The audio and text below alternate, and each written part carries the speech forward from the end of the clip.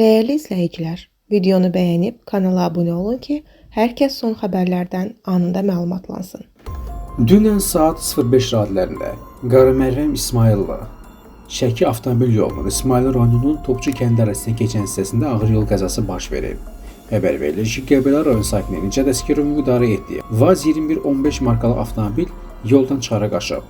Nəticədə nəqliyyat vasitəsində olan sərnişinlər 19 yaşlı Lamiyə Qurbanova və 3 yaşlı qız hadisə yerində vəfat edib. Həmçinin avtomobildə olan 21 yaşlı Rahil Qurbanova, eləcə də 5 yaşlı qız və 7 yaşlı oğlun da xəsarət alıblar. Qəzaya düşənlər bir ailənin üzvləridir. Daxili İşlər Nazirliyinin Mətbuat Xidmətinin reklam qrupundan saytımıza bildirilib ki, faktla bağlı cinayət işi başlanılıb, araşdırmalar aparılır.